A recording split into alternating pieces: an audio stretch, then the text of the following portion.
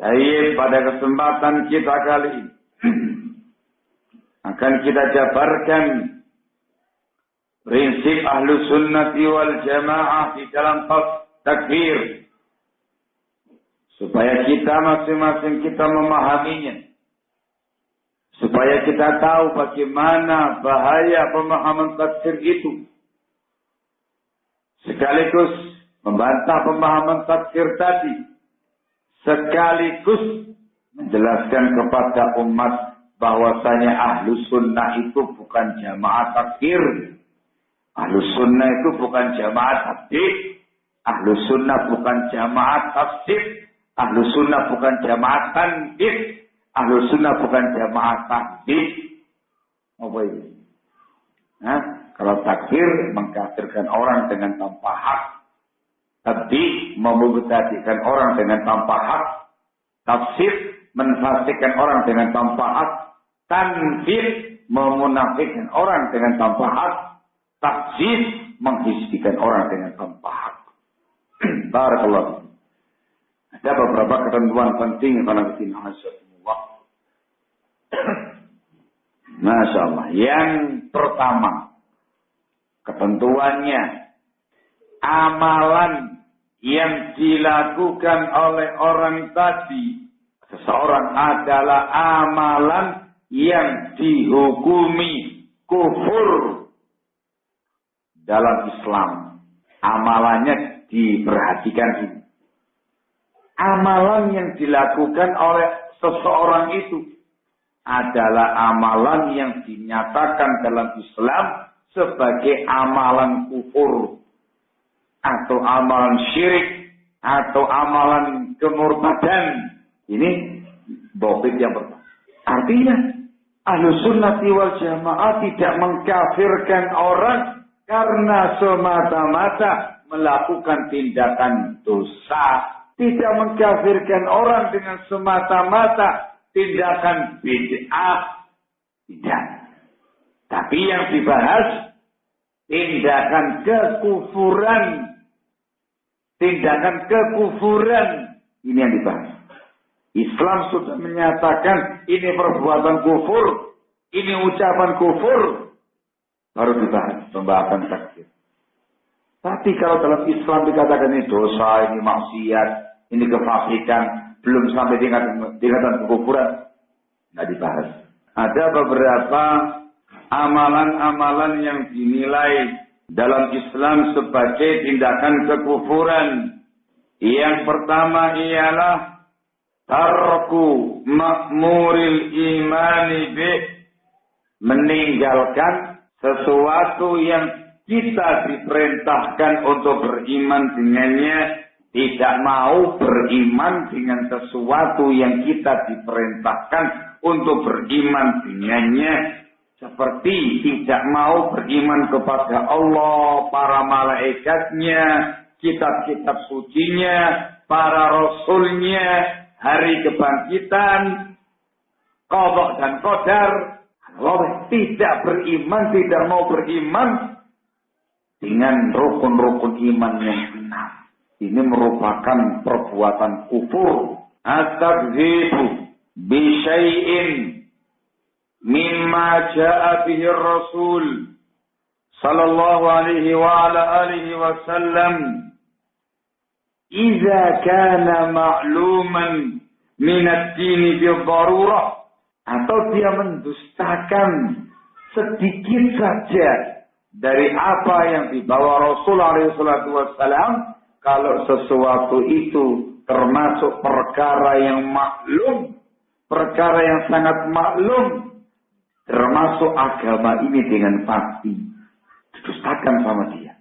Ini merupakan tindakan kekufuran. Allah Subhanahu wa taala berfirman dalam Al-Qur'an, disebutkan di An-Nisa ayat 160, ayat 136, Allah menyatakan, wa may yakfur billahi wa malaikatihi wa kutubihi wa rusulihi wal yaumil akhir faqad dhalla dhalalan ba'ida.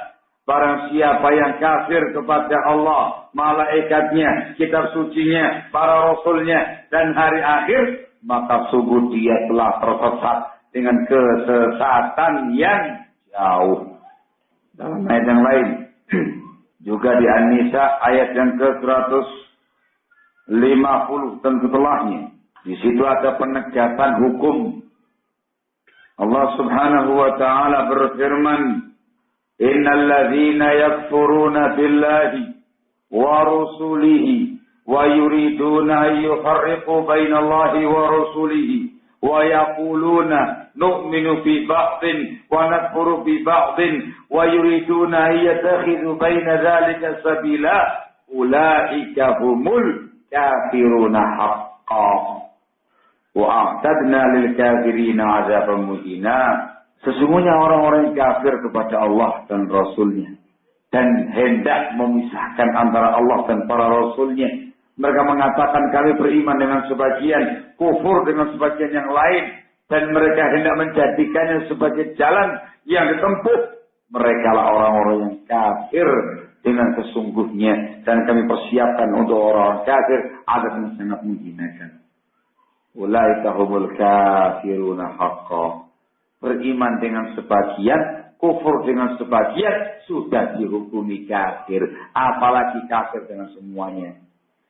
Lebih kafir lagi hukumnya. Al-Imam Ibnu Battah dalam bukunya Al-Ibanatul Sughra menyebutkan kesepakatan para ulama dalam bab ini.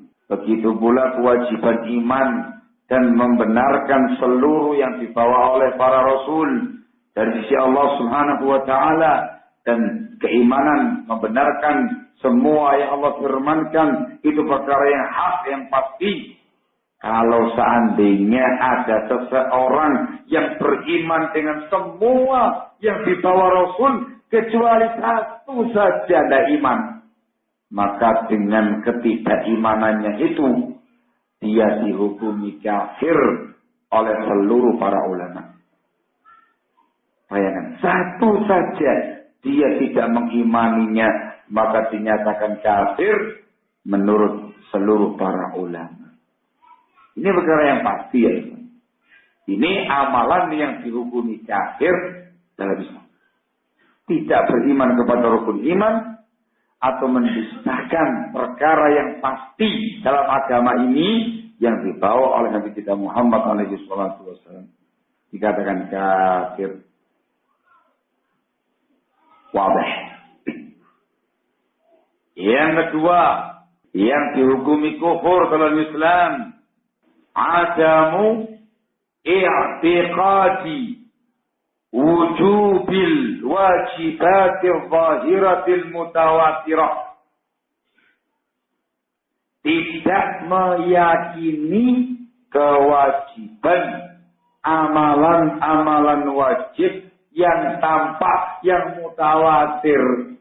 Dalam Islam itu amalan yang sangat jelas, amal yang sangat nyata, mutawatir, semua orang tahu itu wajib, tapi dia tidak meyakini kewajibannya. Itu kufur.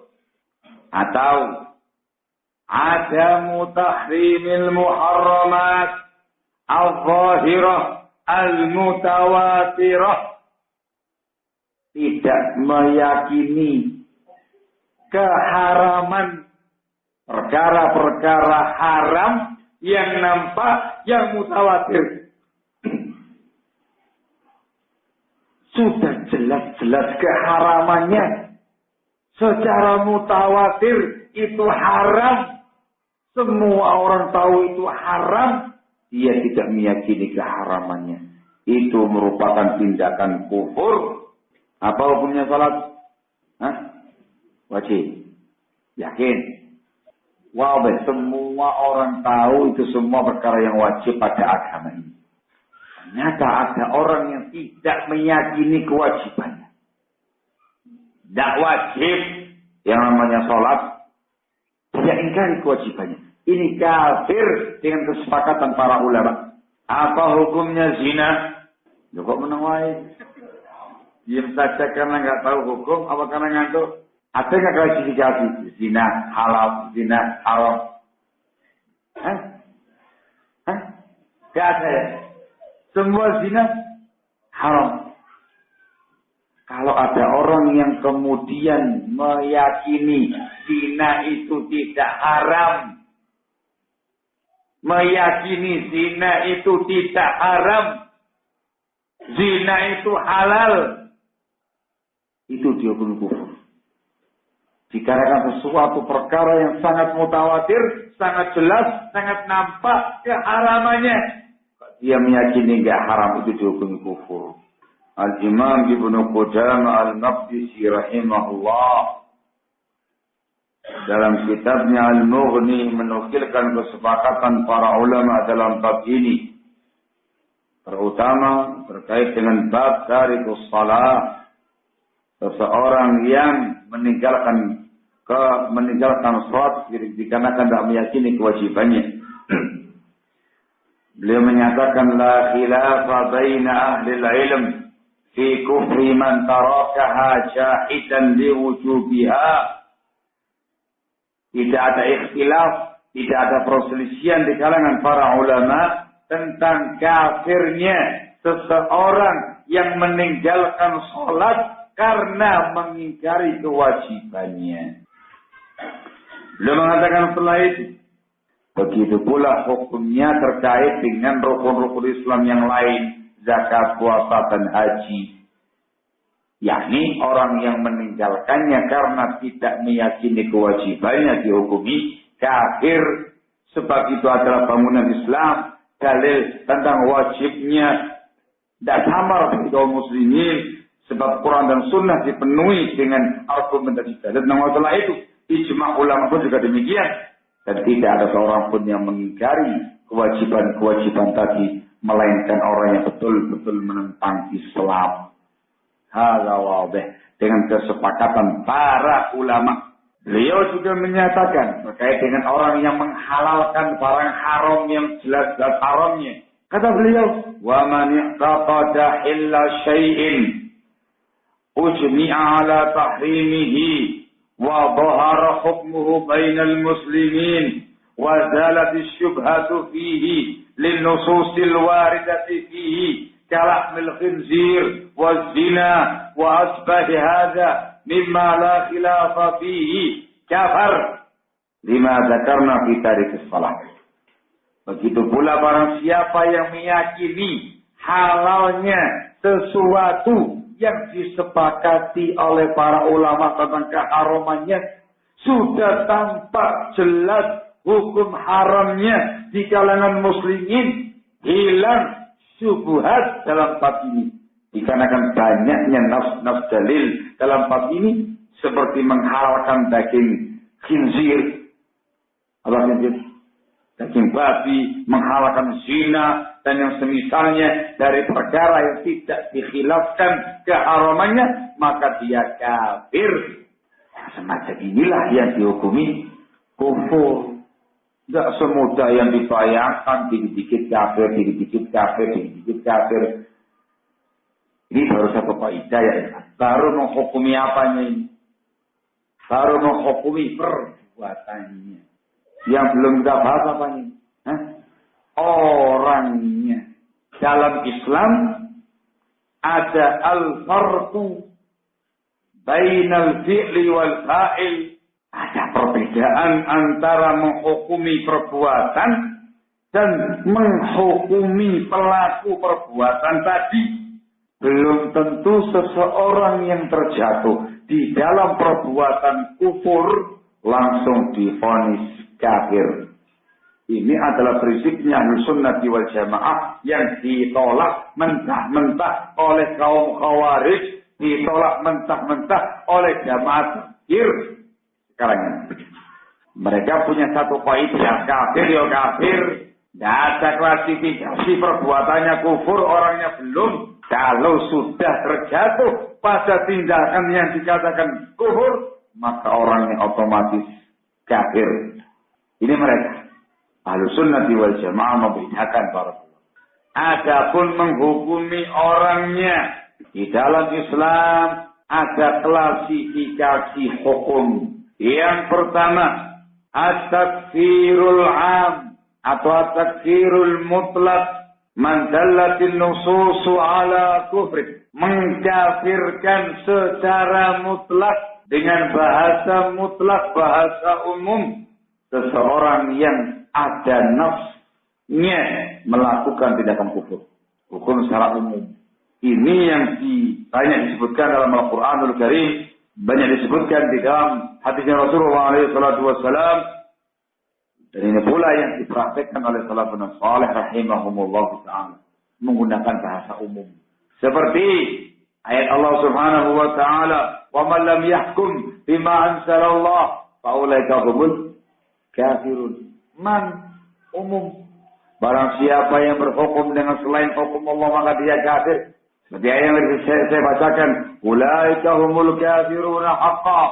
Mereka adalah orang kafir yang hakiki, secara umum. Begitu pula hadisnya Rasulullah SAW. Dalam hadisnya Rasulullah SAW dalam Bukhari Muslim, dia mengatakan, "Man mata yushriku billahi syai'a dakhala an-nar." Barang siapa yang mati dalam keadaan syirik kepada Allah dengan sesuatu pun, maka dia masuk ke dalam neraka. Umum. Barang siapa yang berbuat demikian maka dia kafir. Umum. Barang siapa yang berbuat demikian maka dia musyrik. Umum. Barang siapa yang berbuat demikian neraka tempatnya. Umum.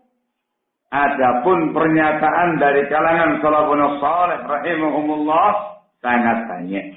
Al-Imam Sufyan bin Uyainah rahimahullah menyatakan terkait dengan kaum Jahmiyah Mu'tazilah yang meyakini Quran sebagai makhluk. Beliau mengatakan Al-Quran adalah kalamullah. Barang siapa yang mengatakan makhluk maka dia kafir. Barang siapa yang ragu akan kekafiran orang tadi maka dia juga kafir. Bahasa mereka kafir MLM. Nah, tapi nggak cocok. Nyindir ya katanya. Terus saya mengatakan kafir MLM. Nah, yang mereka bukan pembid'ahan. Takfir MLM. Nah, yang berbuat demikian maka dia kafir. Yang ragu dia juga kafir. Nyambung gitu loh kayak MLM. Ada kelas itu. Ini pernyataan beliau diriwayatkan oleh Abdullah bin Imam Ahmad bin Hanbal dalam Kitab Sunnah. Juga diriwayatkan dari Bishr bin Harith Al-Has Al-Zahid. Beliau menyatakan, barang siapa yang mencaci, mencela para sahabat Nabi SAW maka dia kafir, walaupun dia puasa, walaupun dia sholat, walaupun dia mengaku termasuk muslim.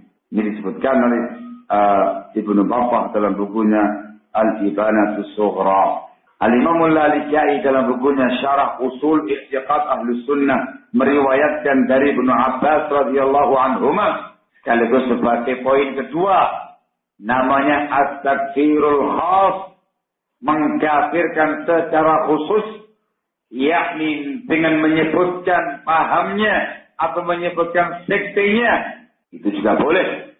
Dinukil dari Ibnu Abbas radhiyallahu anhuma, beliau mengatakan paham Qadariyah kufur, paham Haruriyah khawarij sesat, paham Syiah binasa kebinasaan. Langsung sebutkan Haruriyah, Qadariyah, Syiah. Itu namanya at-takfirul khas, mengkafirkan secara khusus dengan menyebut namanya. Dalam Al-Quran Allah mengatakan dalam firman-Nya, lu'inal ladzina kafaru min bani Israil. Langsung disebutkan nama Bani Israil. Innal ladzina kafaru min ahlil kitab wal musyrikin. Langsung ahli kitab, musyrikin. Itu namanya khas. Hada yajuz.